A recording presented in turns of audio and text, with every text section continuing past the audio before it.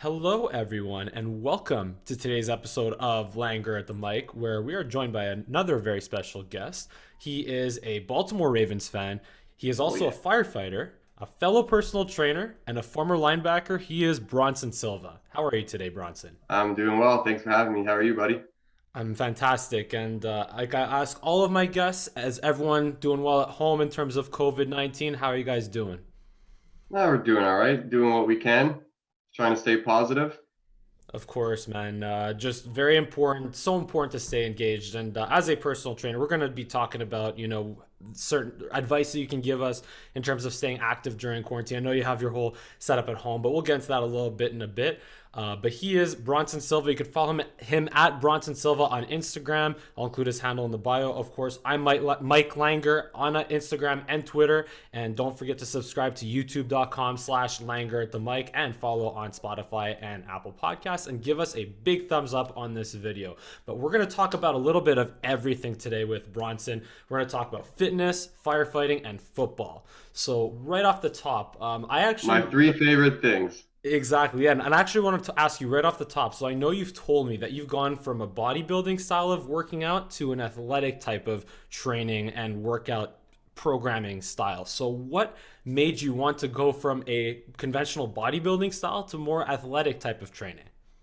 So I think when I first started working out in high school, I wasn't that educated. Obviously, I just wanted to be a bro. So heavy squats, heavy deadlifts, bench.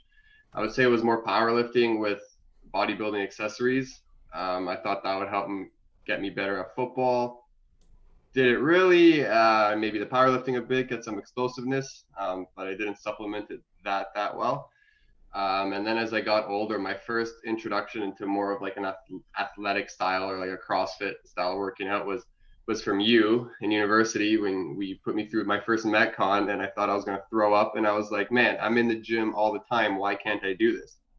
Right. And that's when I sort of started to shift my focus, and that's what kind of led me into like finding CrossFit, which is just be the best in every realm of fitness you can be in, right? So I still love my heavy clean and jerks and all that, and it's still fun to look good and focus on nutrition, but I want to be able to run fast. I want to be able to run for a long time. I want to be strong enough to do things for my job. For example, I don't want to be in my 40s and not be able to help get someone on a stretcher and get them into the ambulance or bring them out of a fire or whatever the case may be. So I think it just translates better to life, and it's definitely more enjoyable now. There's so many more things I can do in fitness that aren't just time under tension, bicep curls, chest press, stuff like that. Of course. And it's so funny that you mentioned that because I remember that year about 5 years ago, 2015, 2016. Yeah, That was basically a crossroads where like you said, I guess I got you into athletic and functional or CrossFit type of training. And that's where I had originally came from. And that is where I started getting to more conventional bodybuilding. Yeah, yeah, honestly, just that's what I've been doing the last couple of years. But honestly, it's just a matter of what you need the most and what suits you best. For me right now, like I'm just trying to stay active, trying to stay engaged, trying to keep my mind like positive, of course. So like I'm going for the mental benefit as well as the physical benefit in terms of working absolutely. out, and that's essentially my goal. And I'm trying to make it as part of my routine and keep it going. But for you, it's really important as a firefighter, I'm sure, right? And how does that apply to firefighting? If you can answer that as a little bit. Yeah, just overall fitness is an important part of the job, right? Like, uh, there's so many different kind of calls that we go to. Like, think about how many different reasons someone could call 911, right? Anything from the classic, you're in a fire, you have to drag someone out, carry him down a ladder, anything like that. That's important for strength. If it's a high rise, I weigh 200 pounds. And if I'm in my full bunker gear and I have my pack on, the apartment pack, my tools, I probably weigh closer to 350, 375. And if I got to climb 20 flights of stairs, you got to have good strength and endurance for that. And then but that's not as common. You get the more common calls, medicals, trying to help someone get them from the ground into a stretcher or down a stair chair, bringing them into the ambulance, whatever the case may be. Fitness is a very important part of the job, and being strong and being having good endurance is important. But I think structural integrity is even more important. And like I always say, is move well first, and then you can move big weight. You see guys in the job who struggle with back pain, and they might be strong, but over years and years of poor technique, and just, you can be sleeping, and then 5 minutes later, 4 in the morning, you're trying to help lift someone into an ambulance, right? And you're not warmed up, and that's when you might not think about your body system as a whole, and you might just lift with your back. And that's why backs and knees are very common injuries for firefighters. No, of course, and honestly, like I know firefighters also do have to go through the job task assessment, which I actually administered back in the day. And but yeah, just Nice. I love how you mentioned the importance of technique, and that goes not just with firefighting, but no matter what type of activity you're doing, even sitting at a desk all the time. Yep. If you have poor posture, of course, sitting at your desk at home all day, well, then that will negatively affect you in the long term as well. But if I may ask, so what has been one of your, like you said, in terms of the calls that you get at 4 in the morning, you're at the station, all of a sudden you have to get up and answer to an emergency situation. What has been one of the, if I may ask, what has been the most challenging or real situation, I guess, that you had to deal with while you were on the job? Challenging. I think it goes in two different directions. Like I've had the most physically challenging calls. Like you have a bariatrics, like a my 600-pound life kind of individual, and trying to get them off the couch into a stair chair and carrying through a hoarder house into the ambulance. That takes a lot of effort. I think that's the most physically strained I've been on the job. Was actually from that medical, as opposed to being in a fire. I haven't carried anyone out of a fire yet, right? It's only been a year and a half, and I hope I don't ever have to do that. I hope no one ends up in that situation, of course. And I think the mental challenges are probably harder for most people, because again, like things you're going to see, you're at people's absolute worst day they can ever imagine, and you can think you're ready for it to see the things you're going to see, but you can never truly be prepared until you see it yourself. And it's one thing being prepared. You get there in the morning, you're mentally ready. Like for me, I'm in Port Credit, so I'm right on the water. So I get to work an hour earlier. Maybe not so much now in the winter, but like I go on the water, I watch the sunrise, I kind of hang out for a little bit, get in the right mental space, and that's good. You're good for the day. But then again, 4 in the morning, deep, REM sleep, and the tones go off, and you have to go to something like that. That just provides a different mental challenge altogether. So I think like physical health is very important, but also mental health. Of course, and just to lighten things up a little bit, I want to throw this question at you. So how many calls are like what would you say is the ratio of actual situations versus false alarm, like some donkey in a condo pulling a fire alarm by accident? Because that's what happened here in my condo, like Yeah. multiple times in October at like 7 in the morning, 11 o'clock on a Saturday night. Like, just what would you say? How many calls are real versus how many of them are just like false alarms? In terms of fires, I would say 75-80% of them end up being false alarms. Let's say 70% are false alarms, 20% are something small like a pot on the stove, or something that we may not even stretch a hose line in. We may just bring up a fire extinguisher. Um, but then 10%, maybe 1 out of 10 of those calls is like a very serious. You have multiple trucks responding and it's a full fire. But yeah, like you said, classic, pour a bunch of olive oil or vegetable oil in a pan. There's like 2 centimeters of oil in the pan. They wait for it till it's boiling, and they just drop a frozen steak in there. Happens all the time. We once had one where then the fire alarm goes off in the whole building. We're investigating, and there's one guy standing outside, and he's like, "Well, what are you guys doing?" Right? And we're like, "Oh, we're gonna go investigate you." And he's like, "Oh, but I live here." And he's the one who burnt it. And he was kind of embarrassed, right? He's just sitting there eating his steak. We're like, don't you hear the fire alarm? Don't you? But Maybe they yeah, also. definitely, you get a lot of false alarms for sure. Yeah, and also obviously if you're wearing like really like good noise canceling headphones, you might not hear it. But anyway, but now going back to fitness a little bit more. So what are you doing to stay fit during this quarantine, and what advice can you give to our viewers and listeners in terms of trying to stay fit and active during lockdown? So I've been fortunate that I do have a little bit of equipment at my house, and I don't have the best space to work out, but it's still a space to do something, which is great. And I can't do the stuff, like I can't do my clean and jerks and things like that. I'm taking a break from that. But it's challenged me to be more creative with my workouts, which has been fun. I've been getting outdoors more, going running.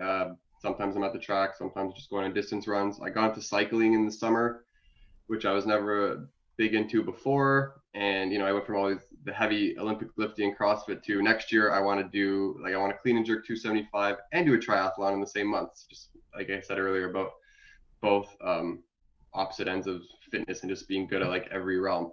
Yeah, one's like But crazy cardio, the other one's like crazy power and strength and yeah, explosiveness and yeah, one finishing. Yeah. straight like fast twitch muscles and one's the complete opposite end, right? The one thing I do stress to myself and to everyone is just to do something every day. Like it's my Instagram bio, motion is lotion. You'll hear me, I say that all the time. But it's true. Like movement is medicine. You just have to get moving at the end of the day. I won't beat myself up over it if I didn't, if my legs aren't sore the next day or anything like that. As long as I get moving. Like sometimes a workout for me is just a yoga session, a half-hour mobility session, and I'm happy with that. As long as it is something to get the heart rate up and get some movement in there, then I'm happy. And that's the same thing that I tell other people, right? Just try to get moving, even if it's just taking your dog for a good walk every day, or if you're a desk worker, get up every half hour, go for a walk, go do something, and you won't regret it. Like you'll definitely feel good after all of it. Yeah. I have a free program that I was giving people right now, and it wasn't for to push sales or push one-on-one clients or anything like that. It's just a 3-day, 30 minutes body weight program, and it's just to help people get through this time. Because if you sit there all day, and it can definitely take a toll on your physical health, but again, I think it takes even bigger toll on your mental health. So the mental implications of this program are a little bit better in my terms, and how I think. And yeah, just get moving. Motion is lotion. Get Yeah, moving and every day. also just to that point, I like another way you could also say that is I feel like objects in motion stay in motion and objects at Yeah, rest tend to stay at rest. So like you have either high and like when you're stuck at home, cooped up all the time, and I feel this every Sunday. I mean, watching football and that's important, of course, but just Sunday's that one day of the week where I just feel like I'm staying inside all day and just yeah, watching I football. feel that. Yeah, but then the rest of the week, though, like you said, important to get going and stay moving.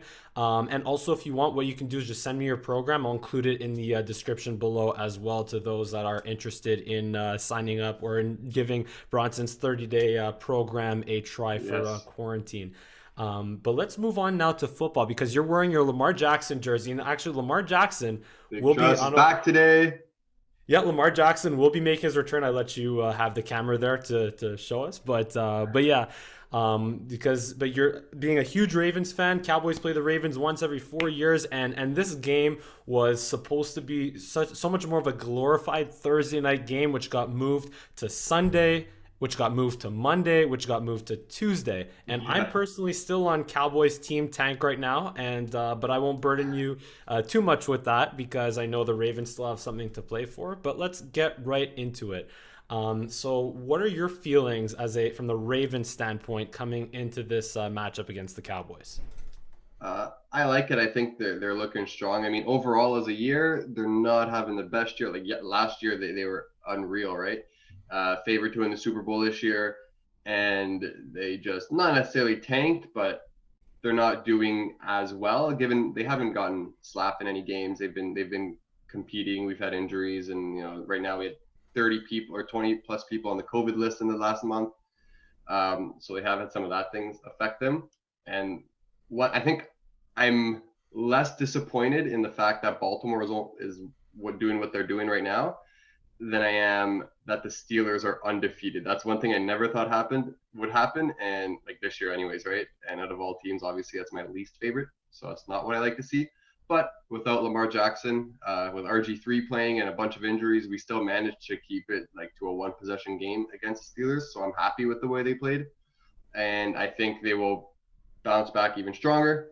And I think if they played that same way, even I think they could get the win. But Calais Campbell's back on the defense, and he's huge. Most of our defensive front eight, front seven are back. Lamar Jackson's back. I'm pretty confident. I think they'll do all right. Yeah, I mean the Ravens, like you said, they went from 14-2 with Lamar Jackson as an MVP last year to now 6-5, but in danger of missing the playoffs. having lost three in a row, lost four of the last five. But like you said, at least the Ravens, they're getting Lamar Jackson back, Calais Campbell back, not Mark Andrews, however.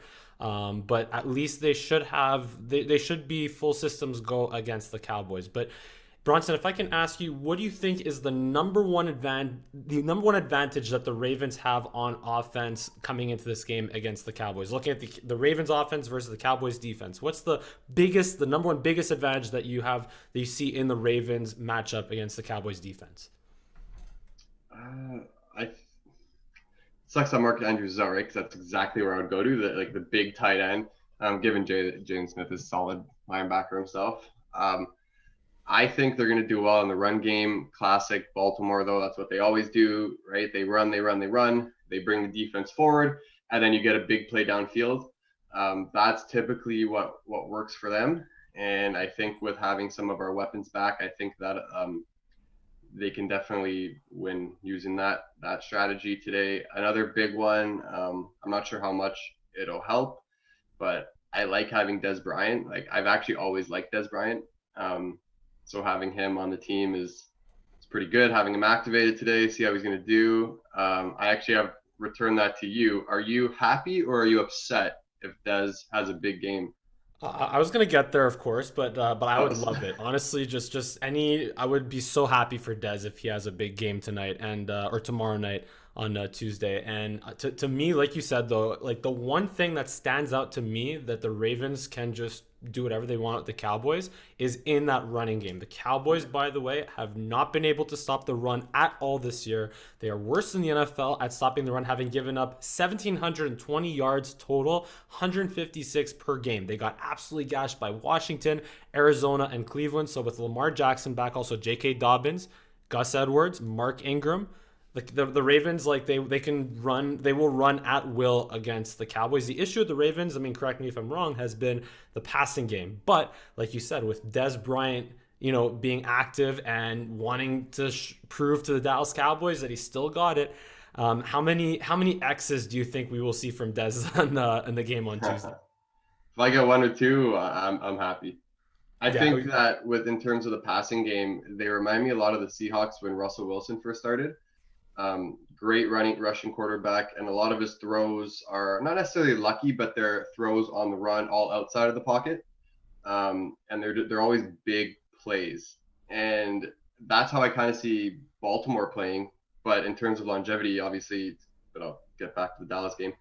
I want to see Lamar learn to stay in the pocket a little more. I don't think that's going to happen this year, though. But yeah, I think though him and Mark Ingram, anyways, I think will do really well in the option game. So I'm excited to have him back. Mark Ingram was my favorite running back in the NFL before, like when he was with New Orleans. So since he was in Alabama, I've been a fan. So I was pretty stoked when he came to Baltimore. So I'm happy to have him back.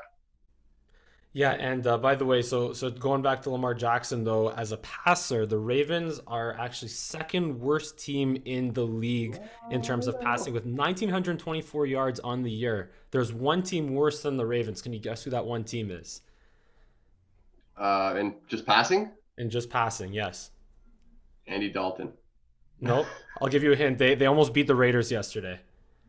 Who almost beat the Raiders? Yes. Oh, the Jets. The Jets, yes. So Yeah, the New York obviously Jets are they're the So yeah. the New York Jets are the only team that is better than the Ravens in terms of passing offense this year, and Oh, but a lot of that I think, like you said, has to do with the fact that the NFL adapts. Teams adapt to Lamar Jackson running around and the running game. If they can maybe not fully stop the running game, but at least not like make it like contain the Ravens running game, then teams have a chance against the Ravens in terms of defending them. And like you said, Lamar Jackson though, like he has to become a better pocket passer. And but the good news is going into this game against the Cowboys, Anthony Brown, cornerback for the Cowboys, is questionable, and the Cowboys don't have much in terms of the secondary even then.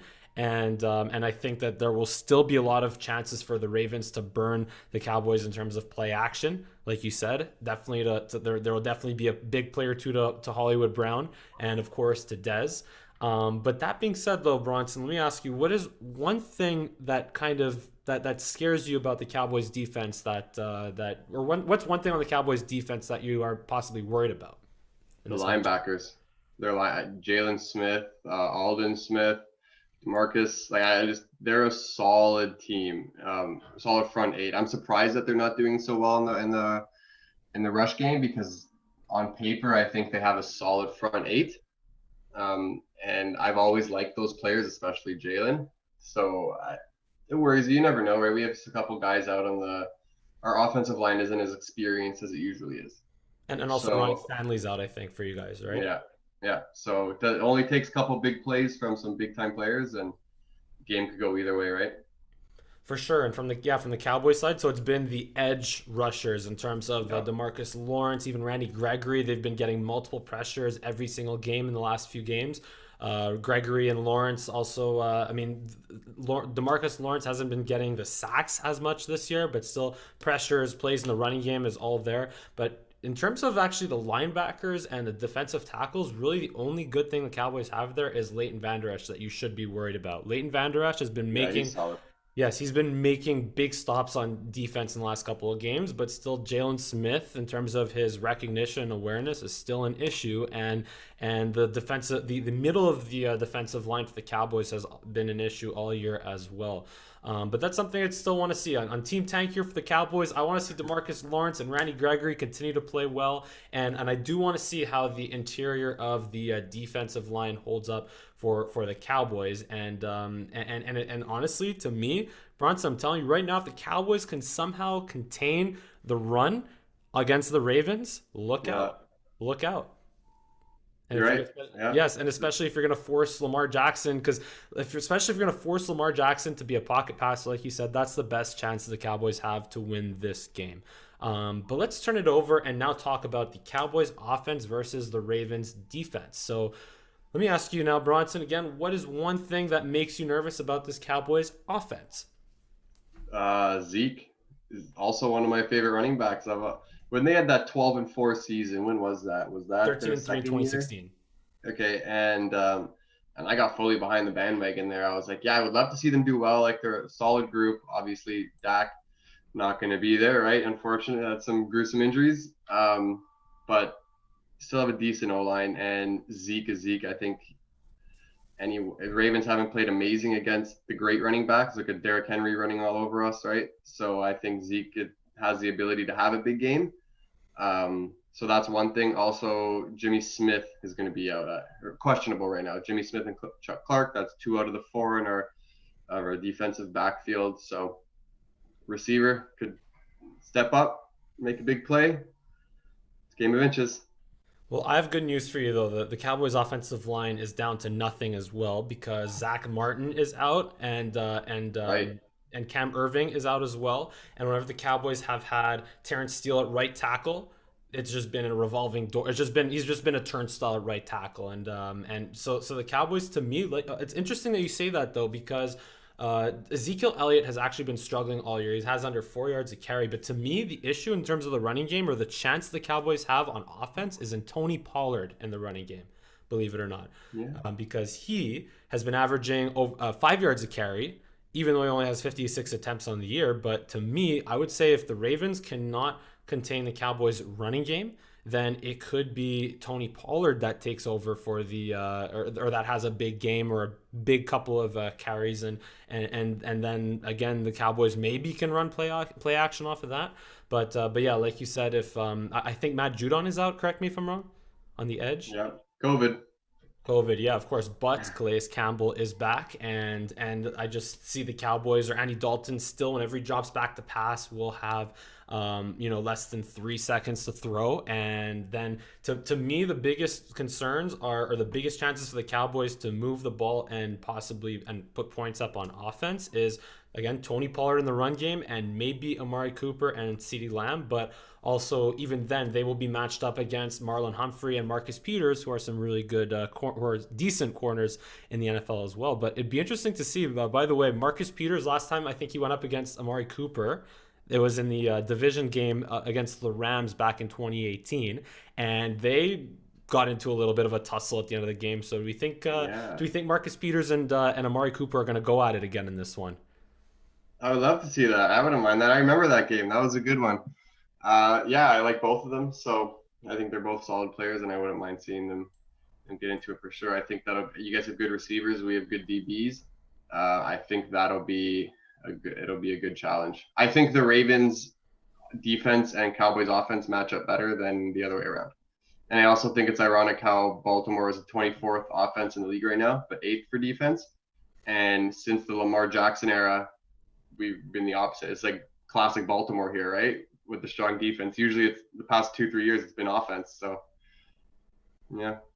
No, of course, but then again, like you look at the Ravens. I mean, it's always been the running game, and it's always been the running game, the defense that went Yeah. in the Ravens' strong seasons. I mean, I guess obviously with the exception of last year, where you guys went 14-2, largely with Lamar Jackson playing at an MVP level and being the MVP last year, but again, to me, it's like honestly, just to put it straight, the Cowboys don't have a chance in this one. The Cowboys really don't have a chance, especially with Lamar Jackson and J.K. Dobbins and Calais Campbell and everyone coming off the COVID-19 list. So with that being said, let's get into our predictions. So how do you think this one will play out tomorrow night, Bronson? I think Baltimore is going to bounce back big from their couple of losses. I think they win by a couple of scores, by at least 2 touchdowns. But hey, look at Seattle and the Giants. Any given Sunday, Tuesday, right? So I'm going to guess. I think Baltimore's offense is going to move the ball pretty well. I don't think they're going to put up too many points, but I think it's going to ultimately come down to their defense stopping the Cowboys' offense pretty well. And my guess is going to be 28-14, Baltimore. Ooh, you are so close to my prediction. Mine is so close to that as well. So here's the thing. So if you're struggling on offense, just play the Cowboys defense. Especially if you can't get it going in the running game, just play the Cowboys defense this year. But again, that being said, the Cowboys have been a little bit better on defense in the last couple of games, except for the worst loss of the season against the Washington football team, which I again say is the worst loss of this miserable 2020 season for the Cowboys. But here's what I think. I think the Ravens as a team will run for 2 times the amount of yards compared to how many yards they will pass for. So I'll say that again. They'll rush for twice as many yards compared to how many yards they pass for. Dez will throw up at least 1x. He'll get 1 touchdown in the red zone. Lamar Jackson will throw a nice fade to him on the off, let's say, the 5 or 6 yard line. The Ravens will get at least 4 sacks. And the Cowboys will get a touchdown pass from Dalton to CeeDee Lamb, but will struggle overall on offense because, again, they won't be able to protect Andy Dalton. And Baltimore will win not 28-14, but 27-13. Oh, wow. Yeah. Throwing a couple field goals in there. I know. What am I thinking? Just touchdowns on every drive? I mean, hey, it could be. It could very Not well impossible, right? Any given Sunday, but and also, again, against the Cowboys defense. But yeah. Jets almost won a game. The Giants beat the Seattle Seahawks. I think that's one thing that I love about the NFL so much is that the unpredictability. When you watch the NBA, you pretty much know the top couple teams are going to be. It's not too hard to predict most of the game, like 90% of the games there, right? In the NFL, there's a lot more upsets. Anyone has a chance, I think, and that's maybe another reason why I love the sport so much. For sure, and also like yeah, just because you only play 16 games, so there's that much more unpredictability. And that being said, again with the picks, I've been awful with my picks this last week. Again, that's 2 weeks in a row where I locked the Rams to beat the Niners and I locked the Giants to lose to the Seahawks. And obviously, the Seahawks somehow got upset at home against Colt McCoy and the Giants. So, yeah, like he said, that's what's awesome about the NFL. And that's why, honestly, I even think that this game could be a bit of a slugfest at first. But then, like the game against Washington was for the Cowboys last week, where it was close. It was 2016 until a beautiful fake punt play that just did nothing for the Cowboys. And then the the Washington football team blew the doors off. So I think the same thing could happen here. Let's say it could be about the Ravens could be up 16 or 17-10 or 13-6 at halftime, but then just blow it open. The Cowboys get a garbage time touchdown, and that's it. So, and that gets us to our 28-14 or 23-17 score, or 27-13 score. But yeah. I think it will be close in the first half. Baltimore's played pretty tight in the first half. They never really have a team blown out, so. I think it'll be almost like a college football game, no offense, where it's pretty close until halftime, and then after the half, one team starts to run away with it. I feel like that's a classic college football game. I think that may happen tomorrow night. For sure, and looking forward to it. But again, Bronson, thank you so much for joining the show today.